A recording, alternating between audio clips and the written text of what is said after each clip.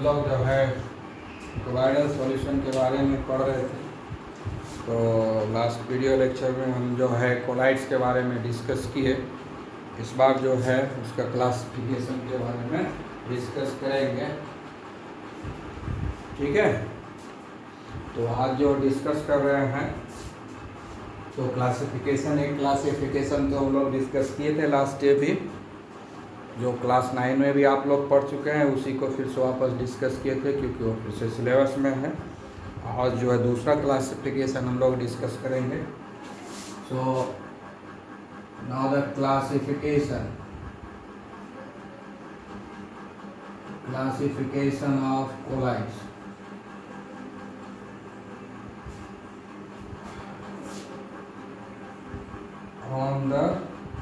based on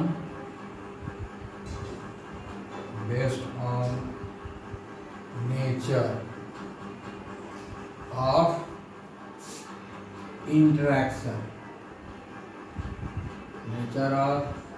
interaction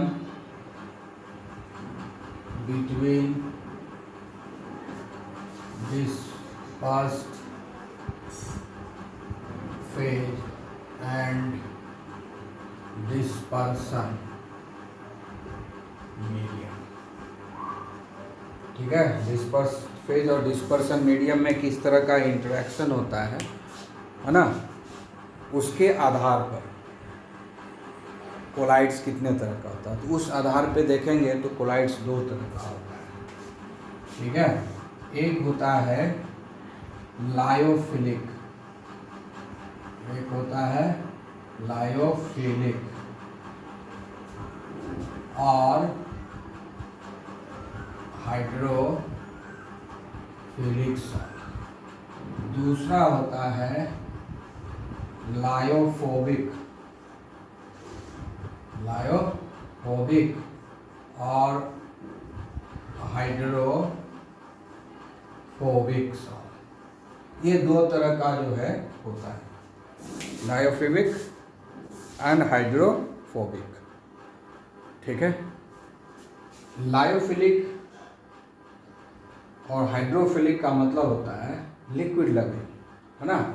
lyophilic का मतलब होता है लिक्विड लविंग। पहले इसको हम एक्सप्लेन करेंगे। लायोफिलिक का मतलब होता है लिक्विड लविंग, और हाइड्रोफिलिक का मतलब होता है वाटर लविंग, ठीक है, वाटर लविंग। लायोफिलिक और हाइड्रोफिलिक में क्या होता है, डिस्पर्स्ड फेज और डिस्पर्सन मीडियम में जो है वो दोनों के बीच में जो है एफिनिटी होता है, ठीक है। तो इसमें जो है लायोफिलिक हाइड्रोफिलिक में क्या होता है, देयर इज एफिनिटी और love between dispersed phase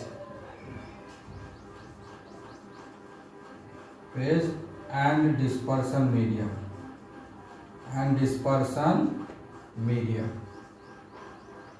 ठीक है। डिस्पर्स फेज और डिस्पर्सन मीडियम के बीच में जो होता है एक एफिनिटी होता है, दोनों के बीच में एक लव है जो एग्जिस्ट करता है, को एग्जिस्ट करता है, ठीक है। तो इस तरह का जो सॉल्व होता है ना वो रिवर्सिबल होता है। तो लायोफिलिक सॉल्व क्या है, पहला चीज़ है कि इसमें एफिनिटी होता है, दूसरा चीज़ क्या होता है कि रिवर्सिबल होता है।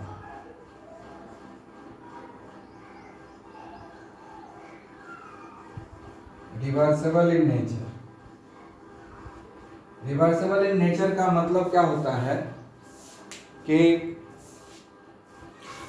जब डिस्पर्स्ड फेज और डिस्पर्सन मीडियम को हम अलग कर सकते हैं और फिर से वापस बना सकते हैं, सिंपली डिसोल्यूशन करके भी हम बना सकते हैं, ठीक है ना। तो इसमें मतलब रिवर्सिबल है और स्टेबल भी है, ये रिवर्सिबल भी है और स्टेबल भी है, ये दोनों चीज़ होता है लायोफोबिक में, डिस्पर्सिबल एंड स्टेबल। स्टेबल इसलिए है कि डिस्पर्सन मीडियम, डिस्पर्स फेज दोनों के बीच में एफिनिटी है, एक अट्रैक्शन है दोनों के बीच में, एक लगाव है दोनों के बीच में, जिसके कारण अगर हम इसको डिस्टर्ब भी कर देते हैं, डिस्पर्सन मीडियम डिस्पर्स फेज को अलग कर देते हैं, यानी प्रिसिपिटेट कर देते हैं, यानी कोलाइड को बर्बाद कर देते हैं, तो फिर तुरंत आसानी से हम बना भी सकते हैं। Simply disperse phase dispersion medium को आपस में मिक्स कर देंगे तो उतना में ही ये तैयार हो जाएगा। इसीलिए इसको बोलते हैं रिवर्सिबल इन नेचर। ठीक है, रिवर्सिबल नेचर का मतलब हो गया कि फिर से हम उसको बना सकते हैं। एक बार अगर ख़राब हो गया है तो फिर से हम उसको बना सकते हैं, इसीलिए इसको हम लोग बोलते हैं रिवर्सिबल इन नेचर। ठीक है, और लायोफिलिक का मतलब होता है लिक्विड लविंग, मतलब कोई भी लिक्विड है डिस्पर्सन मीडियम हो सकता है, कोई भी डिस्पर्सन मीडियम लिक्विड, कोई भी लिक्विड डिस्पर्सन मीडियम हो सकता है। और हाइड्रोफिलिक का मतलब होता है कि डिस्पर्सन मीडियम हमेशा वाटर ही होगा। ठीक है, लायोफिलिक का मतलब होता है लिक्विड लविंग, मतलब डिस्पर्सन मीडियम जो है, डिस्पर्स्ड फेट जो है लिक्विड डिस्पर्सन मीडियम के साथ एफिनिटी है। वाटर लविंग का मतलब क्या हो गया, जो डिस्पर्स्ड फेज है वो वाटर से उसका एफिनिटी है, यानी डिस्पर्सन मीडियम वाटर छोड़ के कुछ भी हो तो उसको हम लोग बोलते हैं लायोफिलिक। लेकिन अगर डिस्पर्सन मीडियम वाटर होगा तो उस सॉल्ट को हम लोग बोलेंगे हाइड्रोफिलिक। ठीक है, तो डिस्पर्सन मीडियम कोई भी लिक्विड हो तो लायोफिलिक बोलेंगे, लेकिन अगर वाटर होगा डिस्पर्सन मीडियम तो हम उसको हाइड्रोफिलिक बोलेंगे। ठीक है, तो ये हो गया हमारा एक क्लासिफिकेशन है। ठीक है, तो ये क्या है, रिवर्सिबल है, और उसके बाद तीसरा स्टेबल भी है। स्टेबल का मतलब हुआ कि हम अगर बना दिए तो जल्दी अपने से ख़राब नहीं होता है। स्टेबल का मतलब क्या हो गया कि अगर हम सॉल्ट तैयार कर लिए, कोलाइड्स तैयार कर लिए, तो ऑटोमेटिकली अपने आप बर्बाद नहीं होगा, अपने आप ये ख़राब नहीं होगा, अपने आप ये मतलब स्पॉइल नहीं करेगा। ठीक है ना, उसको स्पॉइल हमको करना पड़ेगा क्योंकि रिवर्सिबल इन नेचर है। थोड़ा बहुत अगर हम स्पॉइल कर भी देते हैं तो वापस फिर से बन जाता है, सिर्फ मिला करके सेक कर देने से ही। ठीक है, तो उसके बाद जो है चौथा क्या है, can not be easily, can not be easily coagulated. Coagulated मतलब इसका प्रेसिपिटेशन नहीं करा सकते, जल्दी हम इसको ख़राब नहीं कर सकते हैं, है ना, ख़राब करने में मेहनत करना होगा। अगर ख़राब कर दिए, है ना, प्रेसिपिटेट करा दिए, कोआगुलेशन करा दिए, तो वापस से आपस में सेक कर देंगे तो फिर से बन जाएगा, इसीलिए रिवर्सिबल है। तो ये हो गया हमारा लायोफिलिक और हाइड्रोफिलिक सॉल्ट हो गया। अब इसका एग्जाम्पल भी देख लेते हैं। ठीक है, लायोफिलिक का एग्जाम्पल। ठीक है, एग्जाम्पल कौन कौन हो गया, गम हो गया, जिलेटिन हो गया, ठीक है, स्टार्च हो गया, ठीक है, प्रोटीन हो गया,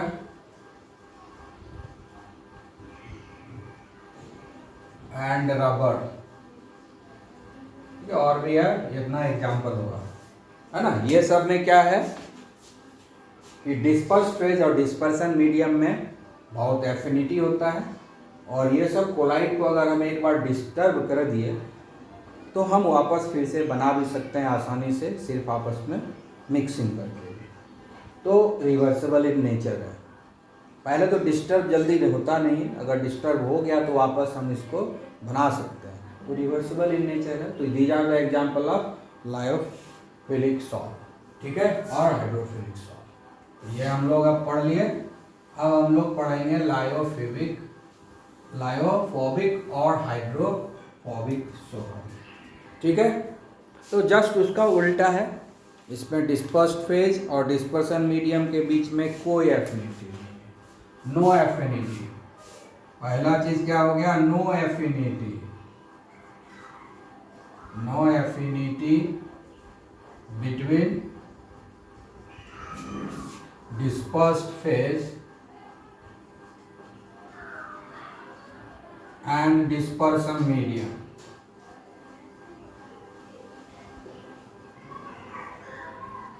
डिस्पर्स फेज और डिस्पर्सन मीडियम के बीच में कोई एफिनिटी नहीं है, कोई लव नहीं है, दोनों के बीच में कोई अट्रैक्शन नहीं है, दोनों के बीच में कोई लगाव नहीं है। तो जब दोनों के बीच में नहीं लगाव है तो इस तरह के कोलाइड को बनाना भी डिफ़िकल्ट होता है। जितना आसान होता है लायोफिलिक सॉल्व को बनाना, उतना ही डिफ़िकल्ट होता है लायोफोबिक सॉल्व को बनाना। लायोफिलिक सॉल्व को जितने आसानी से हम बना सकते हैं उतना ही डिफ़िकल्ट होता है लायोफोबिक सॉल्व को बनाना। ठीक है, तो ये डिफ़िकल्ट है। तो क्या हो गया, फॉर्म्ड विथ डिफ़िकल्टी। ठीक है, डिफ़िकल्टी इसलिए होता है क्योंकि एफिनिटी नहीं है, उसके बीच में एफिनिटी हमको क्रिएट करना पड़ता है, क्योंकि नेचुरल एफिनिटी नहीं है, दोनों के बीच में कोई लगाव नहीं है। ठीक है ना, उसको आपस में लगाव तैयार करवाना पड़ता है, उसके लिए एजेंट देना होगा। ठीक है ना, तो इसीलिए डिफ़िकल्टी से बनता है। उसके बाद हम इसको आसानी से प्रिसिपिटेट करा सकते हैं, रेडली कोआगुलेटेड और प्रिसिपिटेड। ठीक है, आसानी से इसको कोआगुलेट कर सकते हैं, यानी आसानी से इसको डिस्टर्ब कर सकते हैं, आसानी से हम इस तरह के कोलाइडल सॉल्यूशन को डिस्टर्ब कर सकते हैं, बर्बाद कर सकते हैं, प्रिसिपिटेट कर सकते हैं, कोआगुलेट कर सकते हैं, और वापस फिर नहीं बनेगा। ये इरिवर्सिबल इन नेचर है, बनाने में डिफ़िकल्टी है, बन गया और किसी कारणवश वो बर्बाद हो गया, ख़राब हो गया, कोआगुलेट हो गया, प्रिसिपिटेटेड हो गया, तो वापस फिर बनेगा नहीं, क्योंकि दोनों के बीच में कोई एफिनिटी नहीं है। दोनों के बीच में एफिनिटी पैदा करने के लिए एजेंट लगाना पड़ता है। तो जब डिस्टर्ब हो गया तो एजेंट ख़त्म हो गया, तो फिर से वापस जब हम बनाना चाहेंगे तो बनेगा ही नहीं। तो ये हो गया इरिवर्सिबल इन नेचर और स्टेबल नहीं हुआ। ये क्या हो गया, नॉट स्टेबल। ठीक है, और irreversible in nature,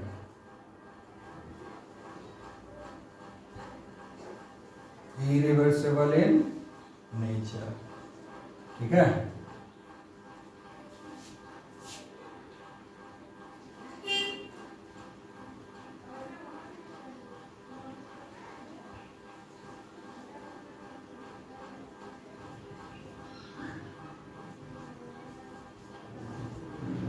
irreversible in nature. ठीक है, इरिवर्सिबल है, यानी फिर से वापस नहीं बना सकते हैं, रिफॉर्म नहीं कर सकते हैं, फिर से इसको वापस हम बना नहीं सकते। ये क्लासिफिकेशन हो गया, classification of colloids based on nature of the interaction between dispersed phase and dispersion medium. Dispersed phase और डिस्पर्सन मीडियम के बीच में किस तरह का इंटरेक्शन है, उसके बेसिस पर ये क्लासिफिकेशन हुआ।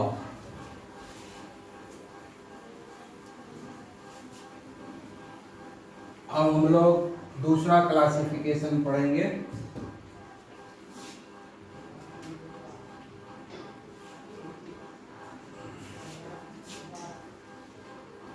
अगली बार पढ़ेंगे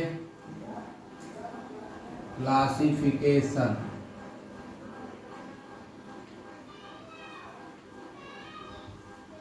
of colloids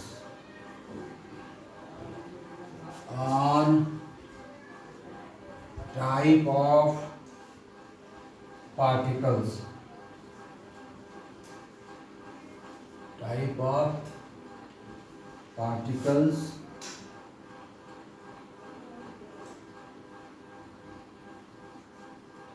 of dispersed phase।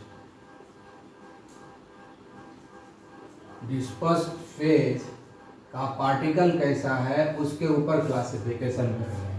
मतलब यहाँ पर हमको जो क्लासिफिकेशन होगा वो सिर्फ डिस्पर्स्ड फेज के पार्टिकल के ऊपर ध्यान है, डिस्पर्सन मीडियम के ऊपर यहाँ ध्यान देना नहीं है। सिर्फ डिस्पर्स्ड फेज का क्या नेचर है उसके ऊपर हमको क्लासिफाई करना है। तो अगर हम सिर्फ डिस्पर्स्ड फेज को ध्यान देंगे तो हमको 3 तरह का कोलाइड्स मिलेगा। पहला मिलेगा multi molecular, multi molecular, multi molecular colloids. दूसरा मिलेगा macro molecular, macro molecular colloids, ठीक है। तीसरा मिलेगा एसोसिएटेड कोलाइड्स, एसोसिएटेड कोलाइड्स। ये 3 तरह का कोलाइड्स मिलेगा। पहला है मल्टी मॉलिक्यूलर कोलाइड्स, है ना।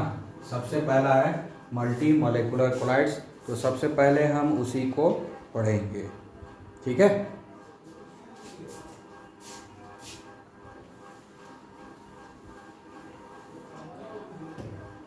तो मल्टी मॉलिक्यूलर कोलाइड्स नाम से ही पता चलता है, डिस्पर्सन मीडियम तो कंसिडर करना नहीं है, यहाँ पर डिस्पर्स्ड फेज को ही सिर्फ कंसिडर करना है।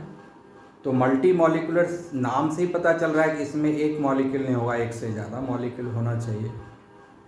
तो मल्टी मॉलिक्यूलर का मतलब होता है कि वैसा मॉलिक्यूल, है ना, या वैसा एटम, मॉलिक्यूल या एटम जिसका साइज 1 नैनोमीटर से कम है, वो जब आपस में एग्रीगेट होता है, जमा होता है, एक दूसरे से अट्रैक्ट होकर के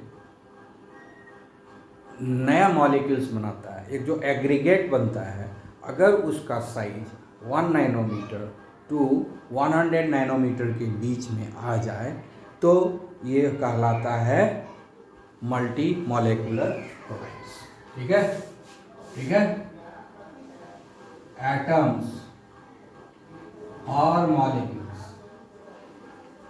ठीक है, लेस देन 1 नैनोमीटर, ठीक है, aggregates, aggregates and forms multi molecular, multi molecular units, और इसका साइज क्या होता है, बिटवीन 1 नैनोमीटर एंड 1000 नैनोमीटर, ठीक है। एटम और मॉलिक्यूल जिसका साइज 1 नैनोमीटर से कम है वो एग्रीगेट्स हो गया, जमा हो गया, ठीक है, आई बात समझ में। और जो नया मॉलिक्यूल्स बना, जो कोलाइडल पार्टिकल्स बना, उसका साइज जो है 1 नैनोमीटर और 1000 नैनोमीटर के बीच में आ गया, यानी पहले उसका साइज 1 नैनोमीटर से कम था, ठीक है।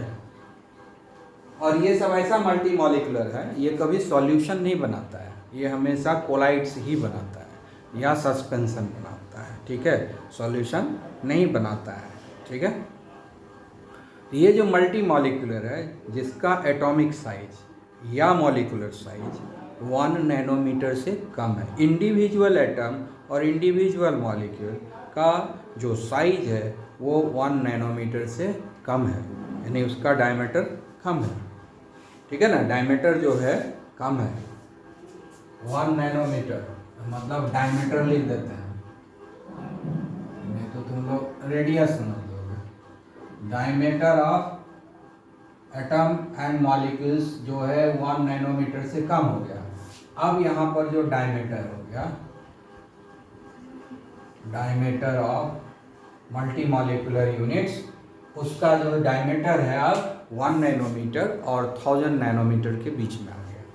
ये छोटा छोटा एटम्स और मॉलिक्यूल्स जमा हुआ, आपस में जुड़ता गया, जुड़ते जुड़ते ये इतना जुड़ता है कि उसका 1 नैनोमीटर और 1000 नैनोमीटर के बीच में वो नया तरह का मॉलिक्यूल्स बन गया है ना।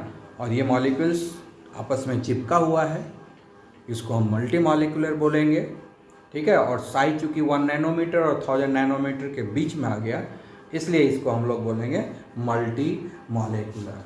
तो डिस्पर्स्ड फेज जो है ना, डिस्पर्स्ड फेज, ये जो एटम्स और मॉलिक्यूल्स है ये डिस्पर्स्ड फेज, तो कौन एग्रीगेट कर रहा है?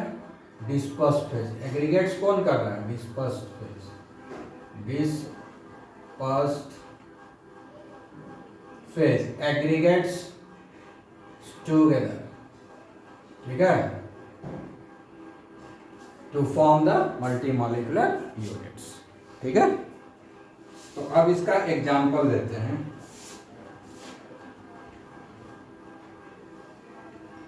ठीक है, souls of gold atom, souls of gold atom, है ना।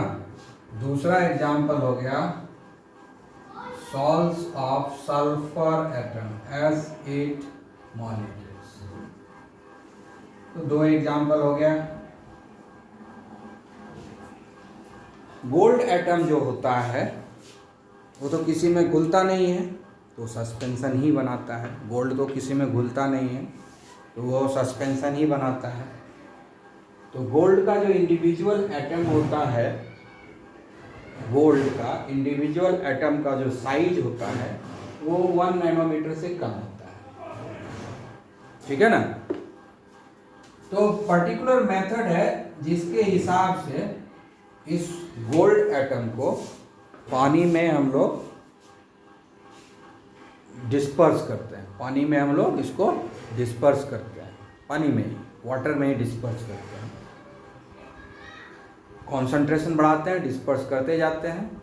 एक समय आता है जब इस गोल्ड पार्टिकल का साइज 1 नैनोमीटर टू 1000 नैनोमीटर के बीच में आ जाता है, तो वो कोलाइडल सब्सटेंस की तरह दिखने लगता है। ठीक है, और ये सारा जो मल्टी मॉलिक्यूलर कोलाइड्स है ये लायोफिलिक होता है, लायोफिलिक इन नेचर। ठीक है, डिस्पर्स फेज और डिस्पर्सन मीडियम के बीच में, है ना, डिस्पर्स फेज और डिस्पर्सन मीडियम के बीच में कौन सा फोर्स एग्जिस्ट करता है? वैन डर वाल फोर्स, वैन डर वाल फोर्स ऑफ अट्रैक्शन। ठीक है, डिस्पर्स्ड फेज और डिस्पर्सन मीडियम। तो मल्टी मॉलिक्यूलर कोलाइड्स क्या होता है? लायोफिलिक इन नेचर होता है, मतलब डिस्पर्सन मीडियम और डिस्पर्स फेज के बीच में एफिनिटी होता है, लाभ होता है।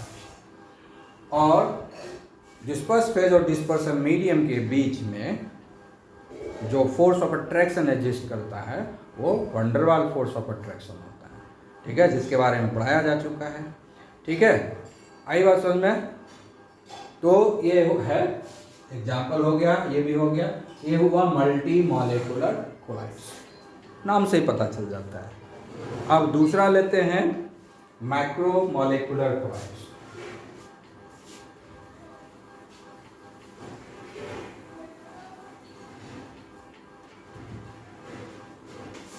दूसरा है मैक्रो मॉलिक्यूलर कोलाइड्स। ठीक है, मैक्रो मॉलिक्यूलर कोलाइड्स क्या हो? मैक्रो मतलब बड़ा, एक ही मॉलिक्यूल इतना बड़ा होता है कि वो कोलाइडल रेंज में आ जाता है। एक सिंगल मॉलिक्यूल इतना बड़ा होता है कि वो कोलाइडल रेंज में होता है, मतलब दूसरे मॉलिक्यूल की ज़रूरत नहीं है, एग्रीगेशन होने की ज़रूरत नहीं है। एटम एटम आपस में रिएक्ट करके इतना बड़ा मॉलिक्यूल बनाता है कि उसका जो पार्टिकल साइज होता है वो 1 नैनोमीटर टू 1000 नैनोमीटर के बीच में आता है। यानी डिस्पर्स्ड फेज जो है ना, यहाँ जो डिस्पर्स्ड फेज है ना, एग्रीगेशन की ज़रूरत नहीं है। ठीक है, molecules of dispersed phase,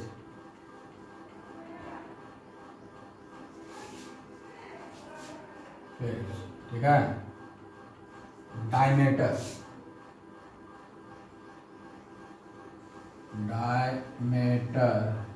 of molecules of dispersed phase is greater than, comes in between, है ना, 1 नैनोमीटर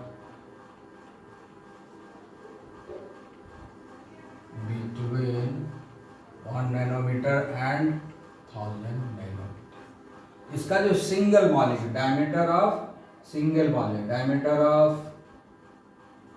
सिंगल मॉलिक्यूल,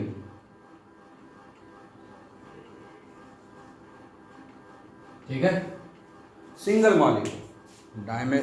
मॉलिक्यूल का ही साइज इतना बड़ा होता है कि वो इस साइज में आता है 1 नैनोमीटर से 1000 नैनोमीटर के बीच में।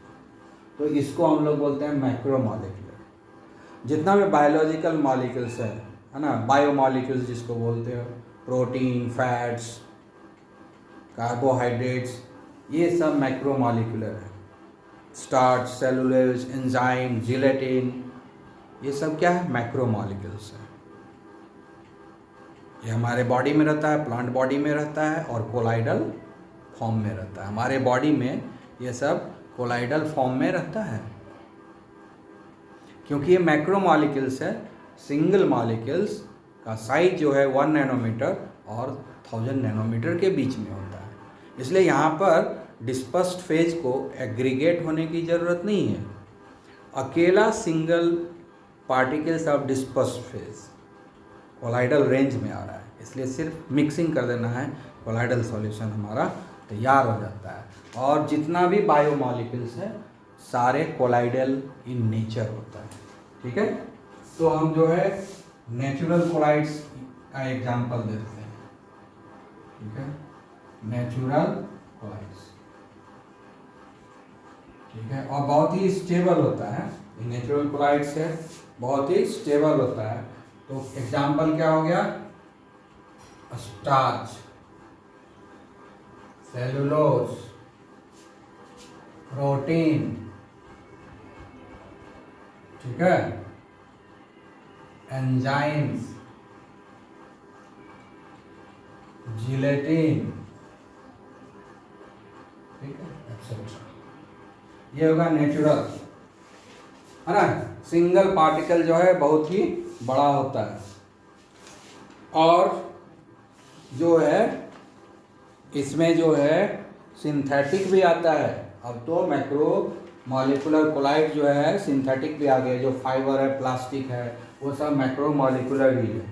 तो अब हम लोग सिंथेटिक कोलाइड्स का एग्जांपल लेते हैं। सिंथेटिक कोलाइड्स, इसका एग्जाम क्या है? नायलॉन, है ना, जिससे टायर बनता है, ठीक है,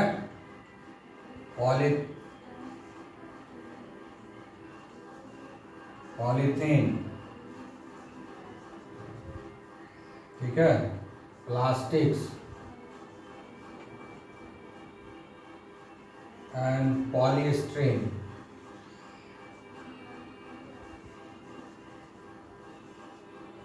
ये नेचुरल एग्जाम्पल हो गया। और ये भी लायोफिलिक ही होता है, ये भी लायोफिलिक होता है। माइक्रोमॉलिकुलर भी क्या होता है? Lyophilic, lyophilic in nature. यानी डिस्पर्स फेज और डिस्पर्सन मीडियम में force of attraction sufficient amount में होता है, बहुत अच्छा रहता है, डिस्टर्ब नहीं होता है, बहुत ही स्टेबल होता है, जल्दी बर्बाद नहीं होता। हमारे शरीर में भरा हुआ है सब नहीं ना बर्बाद होता है। क्वाइट स्टेबल, क्वाइट स्टेबल,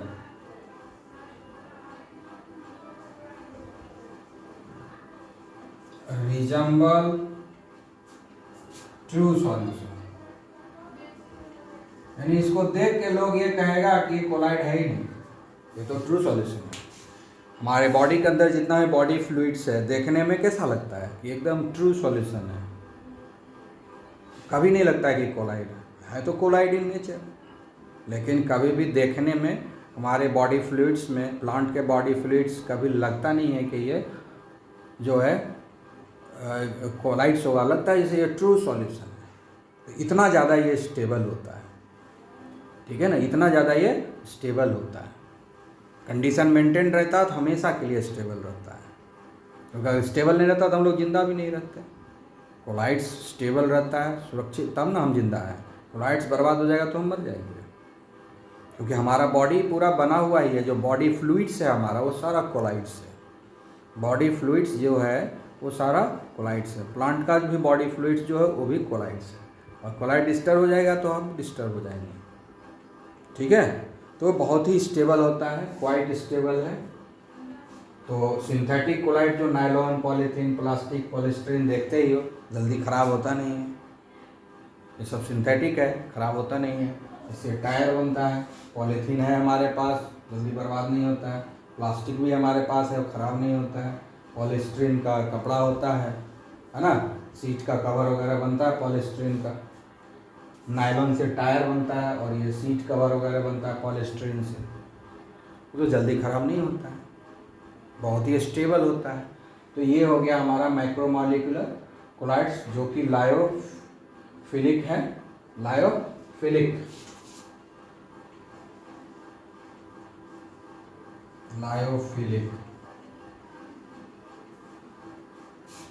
ठीक है, ये लायोफिलिक है। डिस्पर्सन मीडियम और डिस्पर्स्ड फेज के बीच में बहुत ही अच्छा फोर्स ऑफ अट्रैक्शन होता है, इसीलिए ये क्वाइट स्टेबल होता है। अब तीसरा हम लोग पढ़ेंगे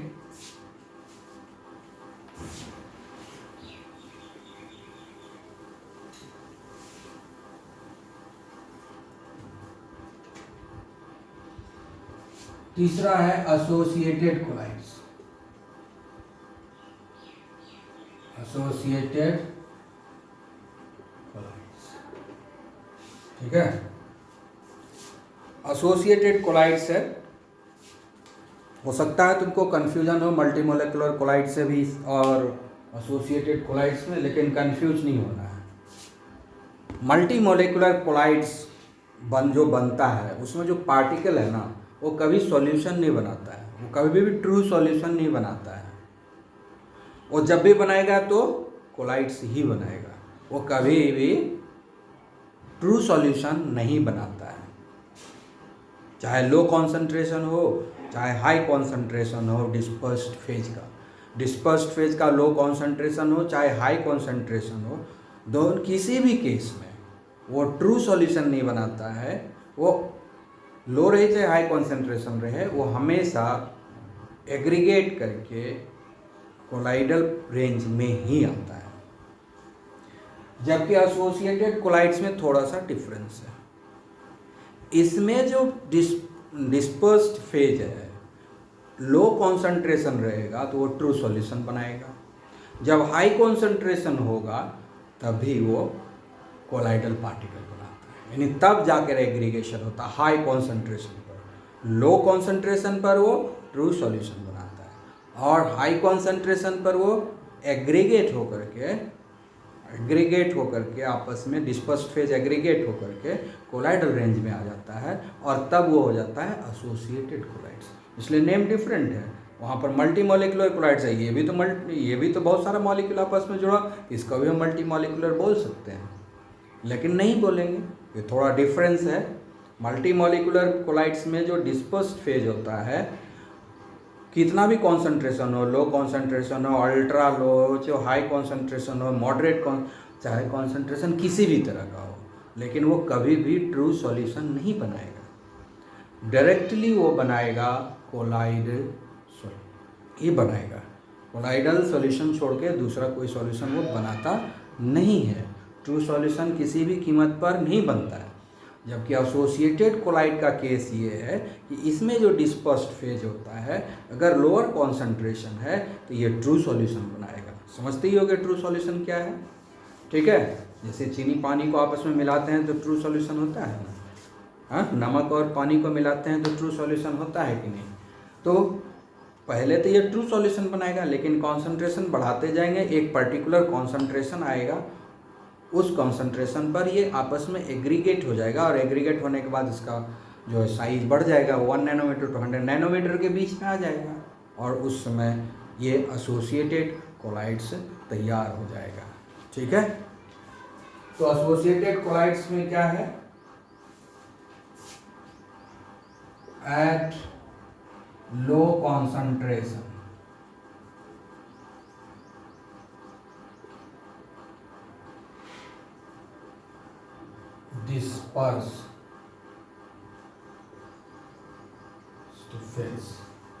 लो कॉन्सेंट्रेशन रहेगा डिस्पर्स फेज का, तब it will act as solute, ठीक है, और बनाएगा true solution, leads to true solution. ये ट्रू सॉल्यूशन बनाएगा low concentration. At high concentration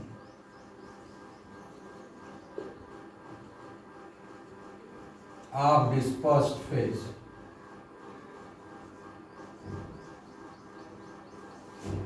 ठीक है, लीड्स टू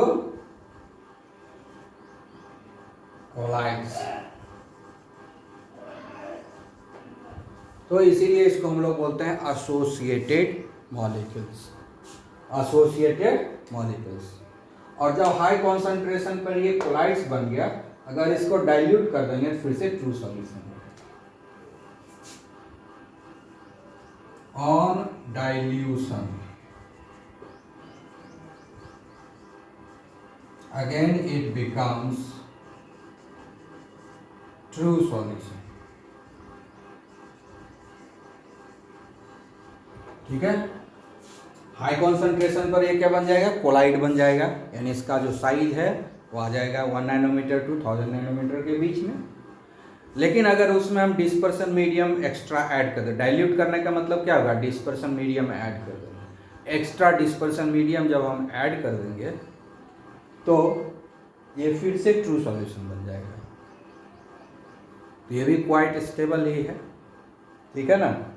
तो इसमें क्या हो गया, क्लस्टर बन गया, है ना। इसमें क्या हो गया, क्लस्टर बना, एग्रीगेशन हुआ।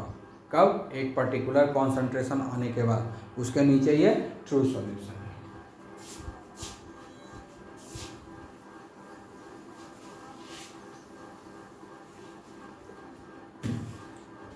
तो अब यहां पर कुछ टर्मिनोलॉजी है। Eight high concentration, at high concentration क्या होता है, क्लस्टर होता है, क्लस्टर फॉर्मेशन, ठीक है। क्या होता है, क्लस्टर फॉर्मेशन होता है, और एग्रीगेशन होता है, एग्रीगेशन या एग्रीगेटेड मॉलिक्यूल बनता है, एग्रीगेटेड पार्टिकल, एग्रीगेटेड पार्टिकल, ठीक है ना। ये जो क्लस्टर बना, ये जो एग्रीगेटेड पार्टिकल बना, इसको एक नया नाम दिया गया, मिसिली। इसका नाम क्या है, मिसिली, MISCILLE, मिसिली। ये जो एग्रीगेटेड, जब एसोसिएट होकर के जो क्लस्टर बनाया, ठीक है, इसको जो है MISCE, मिसिली, है ना। इसको क्या स्पेशल नेम दिया गया, मिसिली। मिसिली कुछ नहीं है, एसोसिएटेड मॉलिक्यूल्स है। मिसिली कुछ नहीं है, ये क्या है, एसोसिएटेड मॉलिक्यूल्स है, एग्रीगेटेड पार्टिकल्स है, क्लस्टर ऑफ पार्टिकल्स है, ठीक है ना।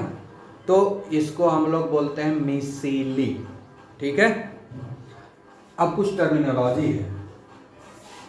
क्राफ्ट टेम्परेचर, क्राफ्ट टेम्परेचर, ठीक है। इसको जो है सिंबल देते हैं TK। अब ये क्राफ्ट टेम्परेचर क्या है, what is this craft temperature? यही वो टेम्परेचर है जिस पर मिसिली फॉर्मेशन होता है। यही वो टेम्परेचर है जहाँ एग्रीगेशन ऑफ पार्टिकल्स होता है। यही वो टेम्परेचर है जहाँ क्लस्टर फॉर्मेशन होता है। इसी को बोलते हैं Krafft temperature. The temperature at which micelle formation और क्लस्टर फॉर्मेशन और aggregation of particles takes place to gives us associated molecule, then it is called Kraft temperature, ठीक है।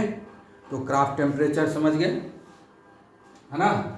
इसी टेम्परेचर पर क्या होता है, micelle formation takes place. At this temperature micelle formation takes place. ठीक है, तो ये हो गया टर्मिनोलॉजी, ये हो गया। और एक है terminology critical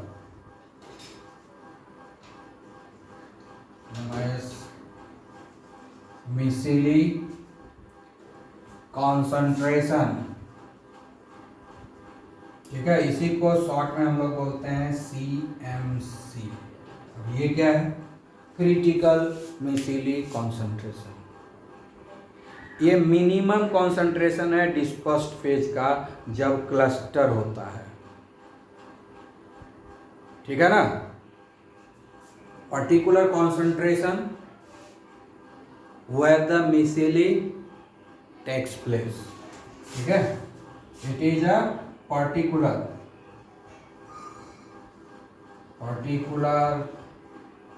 or minimum concentration of dispersed phase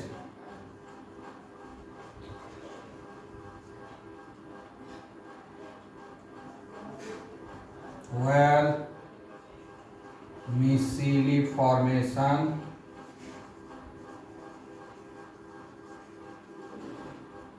at which micelle formation takes place। यानी वो कॉन्सेंट्रेशन, जिस कॉन्सेंट्रेशन पर मिसिली फॉर्मेशन होता है उसको हम लोग बोलते हैं क्रिटिकल मिसिली कॉन्सेंट्रेशन।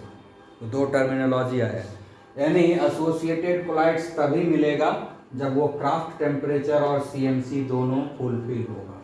यानी एसोसिएटेड कोलाइड्स बनने के लिए ये दो कंडीशन जरूरी है, क्राफ्ट टेम्परेचर एंड CMC।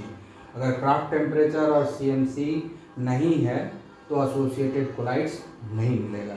और ये क्राफ्ट टेम्परेचर और CMC अलग अलग होता है हर पार्टिकल्स के लिए, है ना।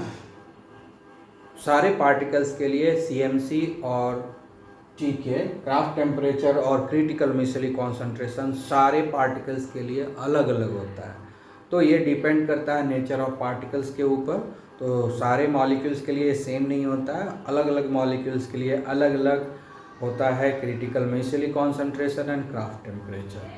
तो जब भी ये क्राफ्ट टेम्परेचर और CMC हमारा अचीव होगा तभी एसोसिएटेड कोलाइड्स बनेगा, क्योंकि तभी जाकर के हमको एसोसिएटेड कोलाइड्स मिलेगा, क्योंकि मिनिमम कॉन्सेंट्रेशन पर तो ये ट्रू सॉल्यूशन होता है। और पहले भी बता चुके हैं, ये सब जो है डाइल्यूट करेंगे तो ये सारे के सारे जो है ट्रू सॉल्यूशन का काम करेगा। अब एसोसिएटेड कोलाइड्स हमारे डेली लाइफ में भी है, तो जरा एग्जाम्पल देख लेते हैं क्या क्या है। जितना भी सोप और डिटर्जेंट है वो सारे के सारे एसोसिएटेड कोलाइड्स बनाता है। ठीक है, कम सॉल्ट रहेगा तो कम रहेगा कॉन्सेंट्रेशन तो सॉल्यूशन बनाएगा, कॉन्सेंट्रेशन ज़्यादा होगा तो फिर वो एसोसिएटेड कोलाइड्स बनाएगा, मिसिली बनाएगा। एसोसिएटेड कोलाइड्स का दूसरा नाम क्या हो गया, मिसिली। तो एग्जाम्पल क्या हो गया, सोडियम पाल्मिटेट। सोडियम पाल्मिटेट ये साबुन का एक टाइप है, इसका फॉर्मूला होता है C15H31CONA।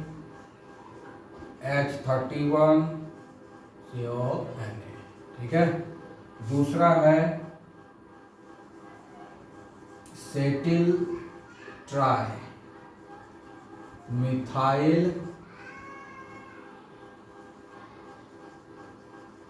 Ammonium bromide. Ammonium bromide, ठीक है।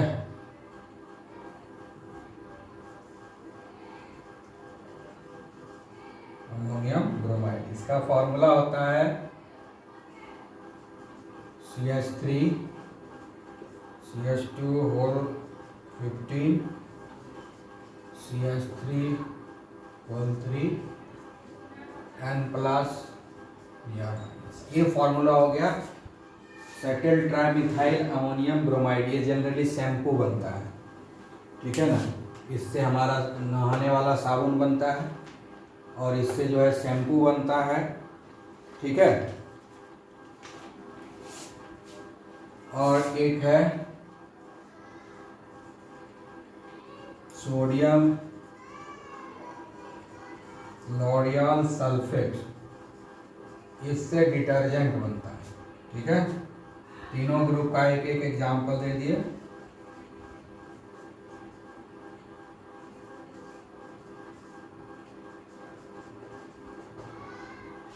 ठीक है, तो ये हो गया हमारा सोप जो हम लोग शरीर में लगाते हैं, ठीक है ना, बॉडी में लगाते हैं, वो वाला है sodium palmitate. Settle trimethyl ammonium bromide, इससे शैम्पू बनता है। और सोडियम लॉरियल सल्फेट है, इससे डिटर्जेंट बनता है। तो तीनों का ले लिए। तो जितना भी सोप एंड डिटर्जेंट है सारा का सारा जो है एसोसिएटेड कोलाइड्स के ग्रुप में आता है। तो तुम भी ध्यान से देख सकते हो कि ये सारे को हम लोग पानी में मिलाते हैं। तो अगर थोड़ा बहुत साबुन मिलाएं पानी में, ये मिलाएं तो वो ट्रू सॉल्यूशन के जैसा रहेगा। लेकिन जब इसका कॉन्सेंट्रेशन बढ़ा देंगे, अगर ये CMC अचीव कर लेगा, क्राफ्ट टेम्परेचर अचीव कर लेगा, तो उस समय ये कोलाइड्स के रूप में बन जाता है, ठीक है। तो आज हम लोग क्लासिफिकेशन पढ़े और अगले दिन एसोसिएटेड कोलाइड के हेल्प से हम लोग मिसिली फॉर्मेशन पढ़ेंगे, क्लींजिंग एक्शन ये सब का पढ़ेंगे, है ना। ये एसोसिएटेड कोलाइड्स जो मिसिली फॉर्मेशन है उसी के ऊपर डिपेंड करता है कि डर्ट को हम लोग कैसे साफ़ करते हैं, यानी cleansing action of soap and detergent पढ़ेंगे दूसरे दिन। पहले भी पढ़ चुके हो, क्लास 10 में भी पढ़ चुके हो, आगे फिर पढ़ेंगे। Okay, have a nice day.